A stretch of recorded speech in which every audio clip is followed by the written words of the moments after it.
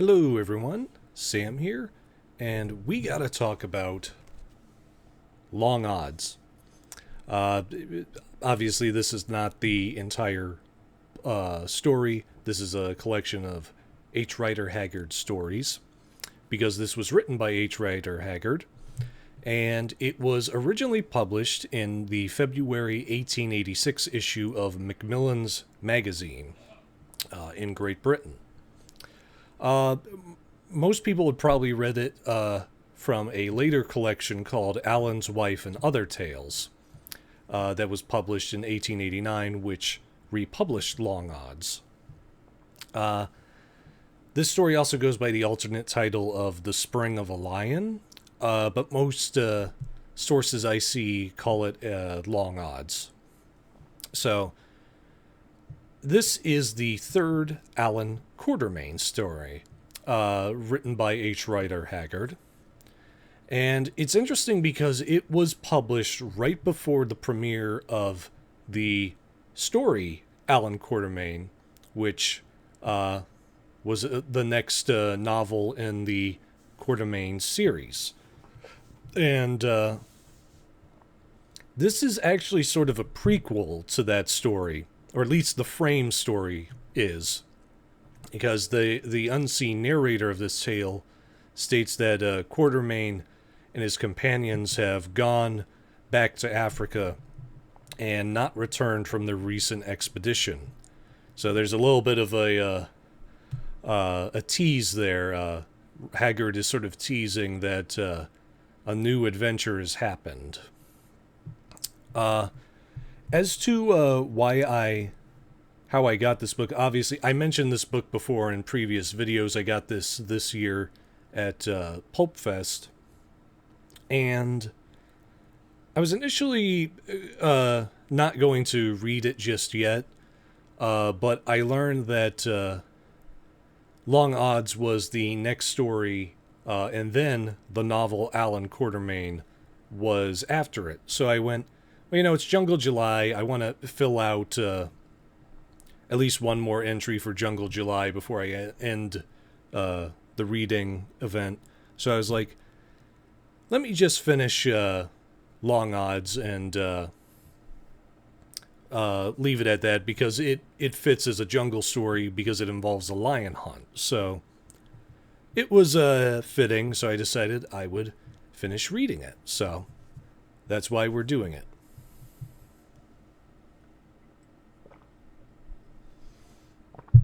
So what is the plot of Long Odds?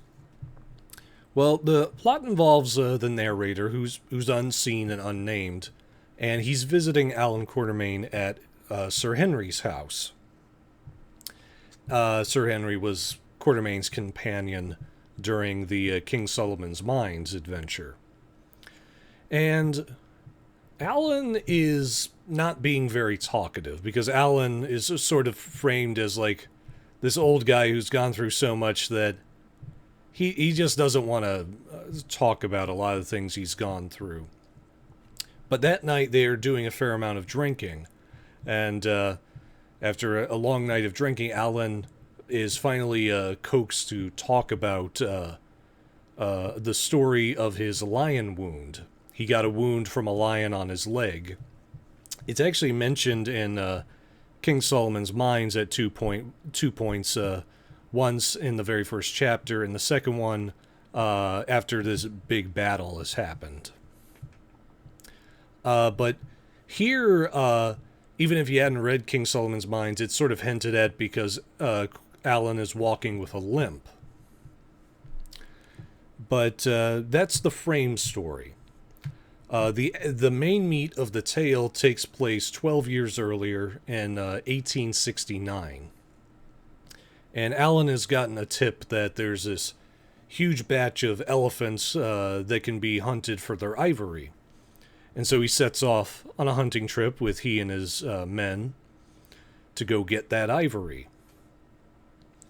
But one day, one of the servants who's supposed to watch the oxen pulling their cart, he falls asleep and the oxen run off. And Allan sends his servants off to go get those oxen. But while Allan is alone at the cart, lions attack the one ox left, and they kill it and eat it. And Allan is unable to do anything because he's basically stuck in a scenario where he can't reach his gun, and there's also like 4 lions, so not good odds. And he only survives because the lions are so fixated on the ox that they just don't bother with Allan. And unfortunately, Allan liked that particular ox, and grows enraged. So when his men come back, he sets off to hunt that lion pack that killed his favorite ox. So that's the essential setup for the story.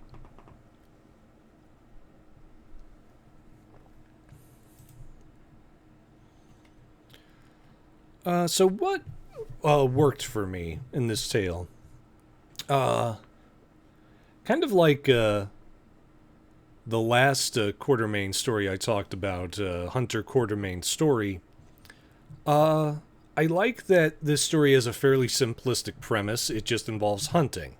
Again, uh, Haggard isn't going too far with the concepts with Quatermain. Supposedly in his later stories, he starts doing some more far out things with Allan.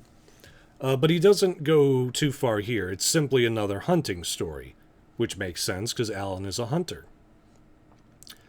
I also really kind of enjoyed how this is an exploration of an earlier, younger Allan.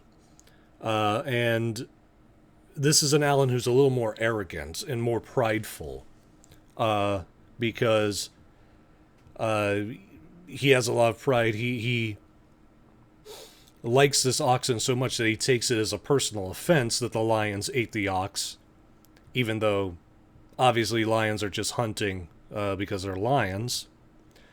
But he's also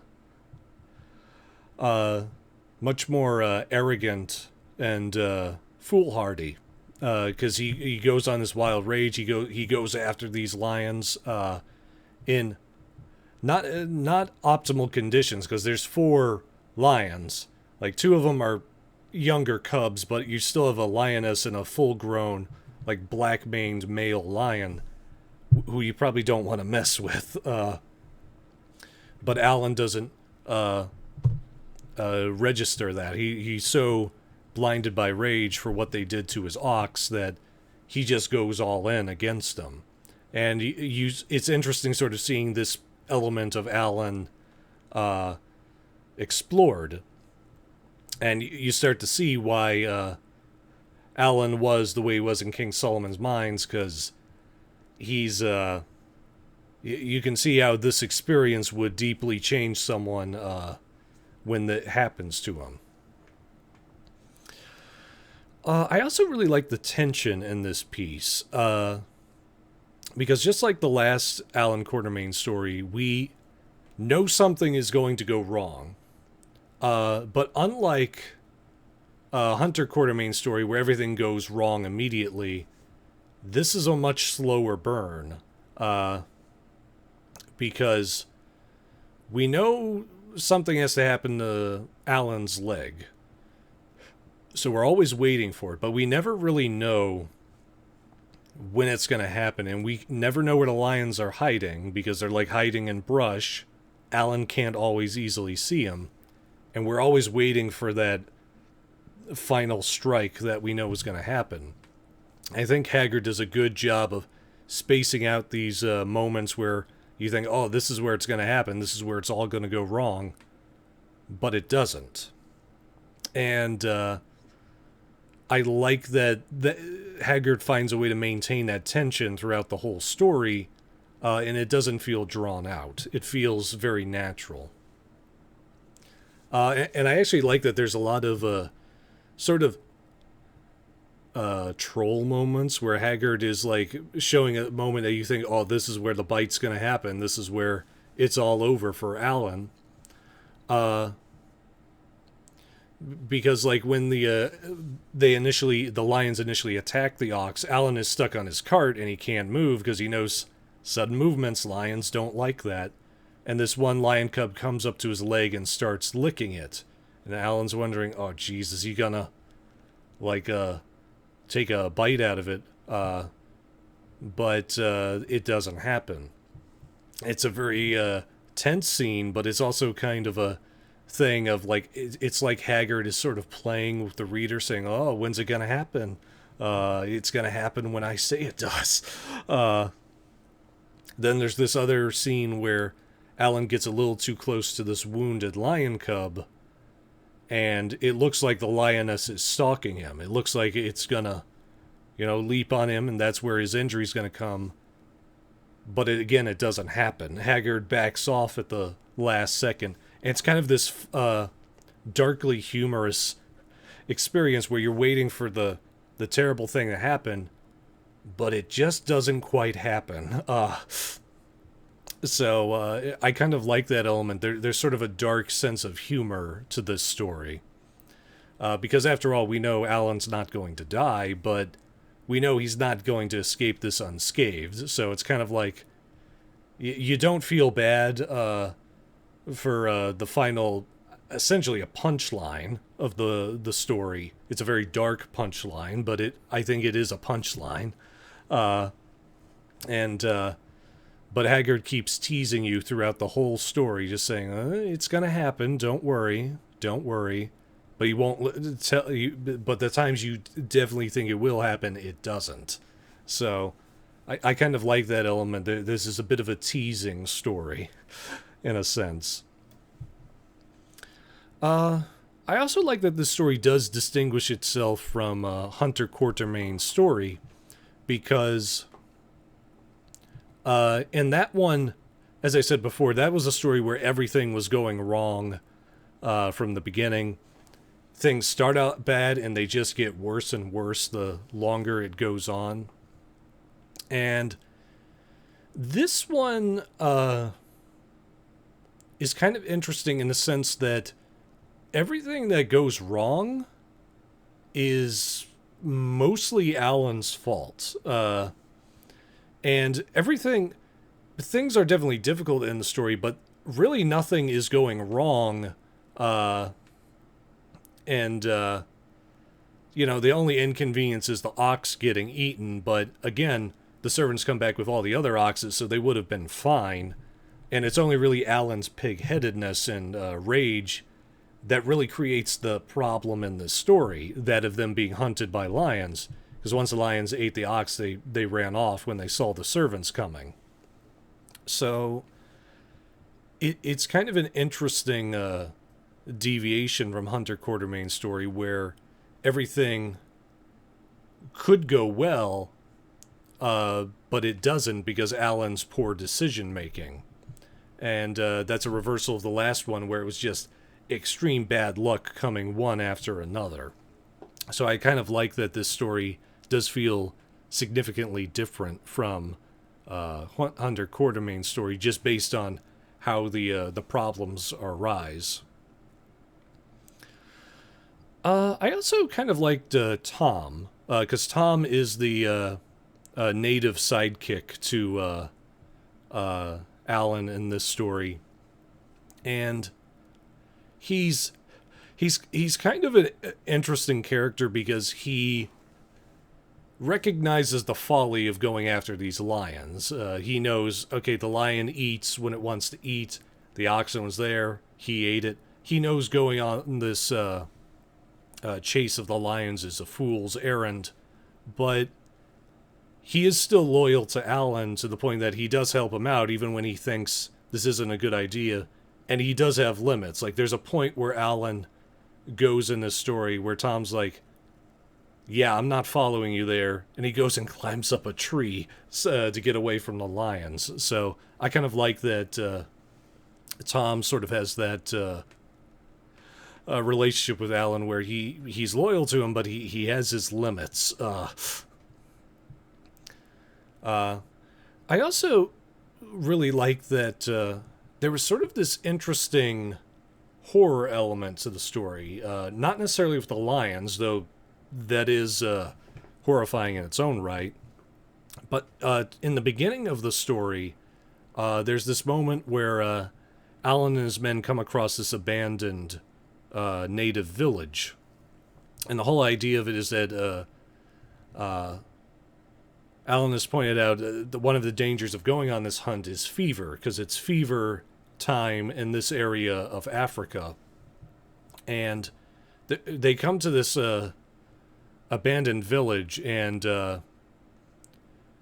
it's a completely ravaged village. The fever has pretty much destroyed it. Many of the huts have the dead in them. And they state that, yeah, there were some survivors, but they just got up and left. They didn't want to be anywhere near these bodies. And there's at one point where they find an old woman who's still there and was just left for dead. And it's a very disturbing scene that's there to sort of emphasize the risk of disease, show how bad this fever is and why you don't want to catch it. You could argue it's a little bit of a red herring because it's displayed so prominently. You think, oh, the fever's going to come into play. It really doesn't, but I think it is effective at showing how dangerous this whole affair is, and how maybe Allan is biting off more than he can chew before the lions even come into the mix. So I actually enjoyed that slight tinge of horrificness, which Haggard had actually done King Solomon's Mines, when you have like the creepy cave full of mummified kings. So I kind of like that Haggard gets into a little bit of horror in this story. It's also kind of interesting. The story has this very slight mystical element, because Allan states that the lion wound he gets in this story, I won't say how, he states that it always bugs him in the month that he got the wound. I think they said like March. And it always, every couple of years, it gets raw again. And it just, this pain has always bugged him in the 12 years since that hunt. And I kind of like it because one thing I notice in a lot of these stories is that Haggard seems to like hinting at sort of fantastical things going on. Like in King Solomon's Mines, there was kind of this debate over whether a character was immortal or not. Things like that. And it's this story kind of emphasizes that with the lion bite. You kind of go, okay, was there something supernatural about this lion? Because like they say, it was black-maned, which is not necessarily unusual for lions, but there's like this emphasis given to it, like something about this lion is different. And that's sort of an interesting element of like having this sort of underlying mysticism to the story. And from what I hear, a lot of the later entries of Allan Quatermain's stories start to get more fantastical, and even elements of supernatural start to come into the story. So that's kind of an interesting element, and I like that Haggard doesn't overplay it. He doesn't say it's a magic lion or anything like that. He just goes, yeah, there's that bite keeps affecting Quatermain, and we doesn't know quite why.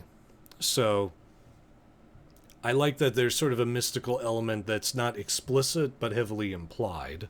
So that was a very cool thing to see.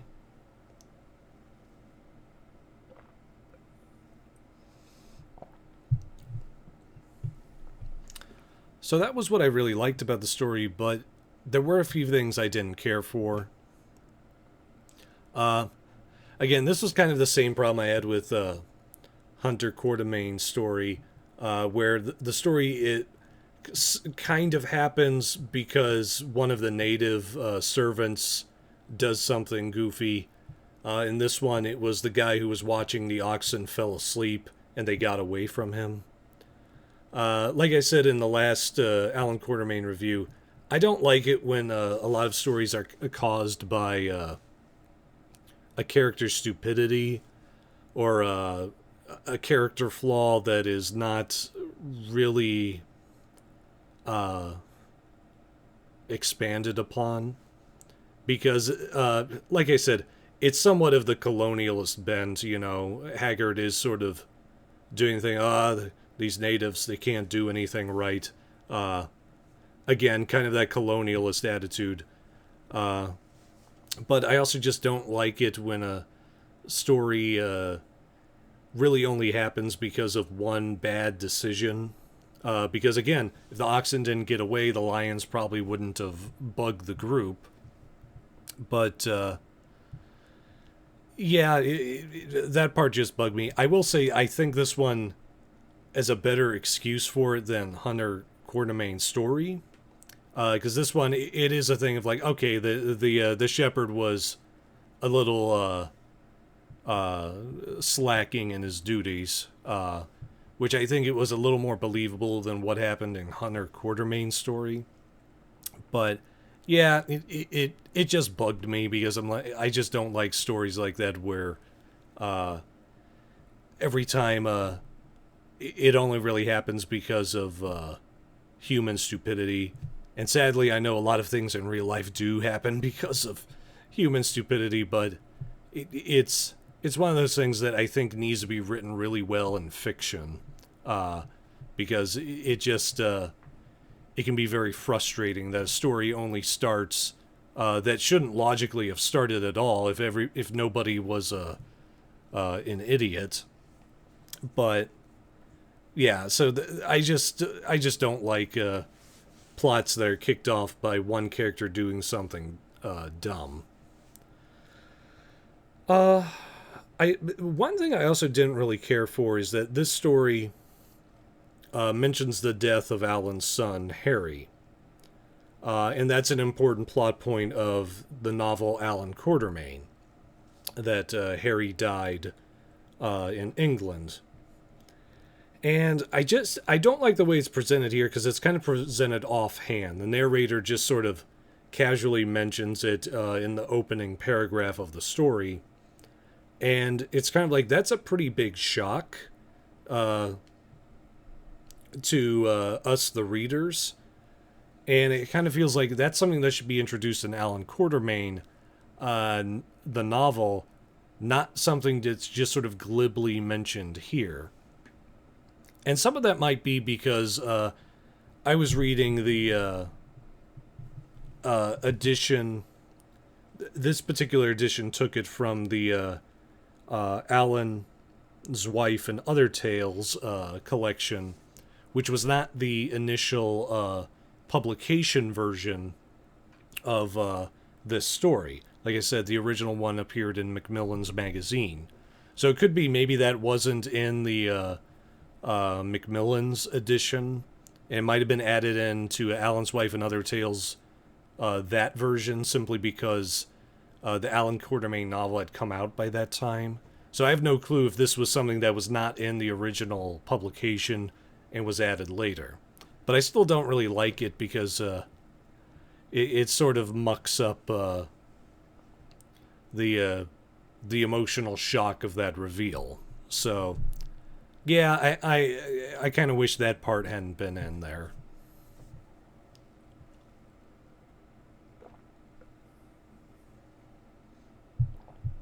So the final ranking for long odds.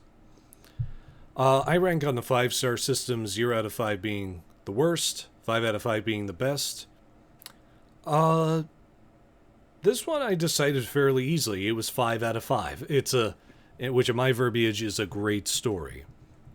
Because like I said, aside from those two little quibbles, there really wasn't anything much wrong with this story. I thought it was a very good exploration of a younger Allan Quatermain and sort of showing his foibles and how that went terribly wrong for him. And I also really liked the tension in the story, because you always know those lions are out there but you don't know when they're going to strike. So, and I think Haggard writes that very well. So, as a suspense and an adventure story, I really like this. I would definitely recommend this if you're an Allan Quatermain fan. This is a very strong short story featuring him. Or if you're anyone who's just into a hunting story, I think you would sort of like this too, because it's just a strong hunter story. So definitely check it out if you're into those kind of tales. Any inspiration? For those that don't know, I'm a working writer, and whenever I read these stories, I like to talk about whether they've inspired me in my own writing or any way, if they've given me ideas. This one, I can actually give a pretty easy answer. No, it didn't. Because there have been a lot of the hunter who gets obsessed with their prey type stories. Like, again, Captain Ahab. Like, it's kind of a trope at this point, a character type that determined hunter who's just going after its prey and not stopping till they catch him. That's a popular character trope that has been done tons of times before. And frankly, it doesn't really interest me as a writer, just because maybe it's because of my own limited vision. I just kind of look at things and go, if something takes enough trouble to catch, I'm not putting up with it. I don't have the hunter's spirit in that sense. So, yeah, this story didn't really inspire me to that level, because I'm just kind of like, all right, lion ate my ox, I'm getting out of here. So, yeah, that character type just doesn't do anything for me. At least in not necessarily that they can't be interesting characters, but the Captain Ahab type just doesn't really feel like a kind of character I want to write. So, no, this story didn't really provide any inspiration.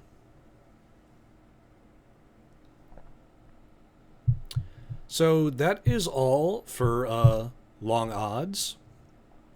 This is also all for Jungle July. This is going to be my last video. Just like with Rocket Summer, I'm not going to do a concluding video talking about what have we learned through these reading things, just because I'm tired. I want to kind of move on to other reading subjects, and yeah, there are other books I want to get to here fairly quickly. I might read Allan Quatermain in the coming months, the novel, I mean, just because since I already have a collection of some of his other short stories, and apparently some of his other short stories follow the Allan Quatermain novel, I'm kind of like, yeah, let me finish reading that just so I can finish some of the short stories. So that'll probably be my aim in the coming months.